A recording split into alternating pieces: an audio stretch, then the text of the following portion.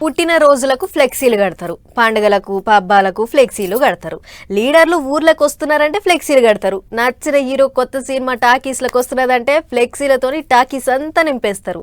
కానీ ఊళ్ళో ఉన్న పడుచుపోరలంతా ఓ ఇచ్చంతరమైన ఫ్లెక్సీ కట్టిర్రబ్బా. అందులో ఉన్నది ఫోటోలు ఆలయే గాని ఫ్లెక్సీ ఎందుకు కట్టిరో తెలిస్తే ముక్కున ఏలేసుకున్నాడు పక్క. అవునంటే కావాలంటే చూడుర్రి. ముచ్చటైందనేది అటంక చెప్తా గానీ ముందుగా గీడ కట్టిన ఫ్లెక్సీ మీద ఏముందో చదువు వచ్చిన వాళ్ళు చదువు రాని వాళ్ళకు నేను చెప్తా గానీ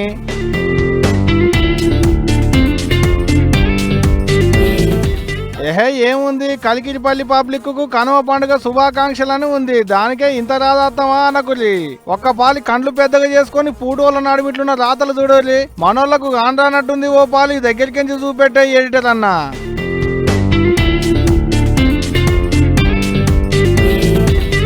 చదువు కావాలని ఫ్లెక్సీలు కట్టిరు గిట్లా. అవు మరి చదువు రాదా పనేం చేయరా అంటే అదేం లేదు. మళ్ళా అంత సాఫ్ట్వేర్ కొలువులు చేస్తారట. అయినా పిల్ల దొరుకుతలేదట మనోళ్లకు.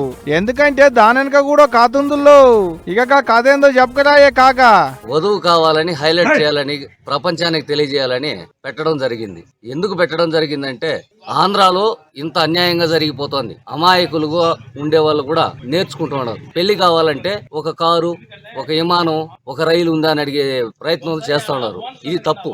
దయచేసి దీన్ని మానేయండి. ఎందుకురా అంటే మీ ఇంట్లోనూ మా ఇంట్లోనూ మా ప్రతి ఒక్కరింట్లోనూ ఇది అన్యాయం జరుగుతూ ఉంది. డబ్బుంటేనే ఏమి జరగదు, కారు ఉంటే ఏమి చేయలేరు. 10 మంది కావాలా, 10లో మనం ఉండాలా. దాన్ని దయచేసి అర్థం చేసుకోండి ప్రతి ఒక్క మహిళ కూడా. అది ఇన్నరా, కారుందా బండి ఉందా గాలి మోటార్లు ఎక్కించి తిప్పుతావా అని అడుగుతున్నాడ పిల్లని అడిగితే. అందుకనే ఫోటోలు పెట్టి ఇగో ఇటువంటి ఉపాయం చేసిరా అన్నట్టు.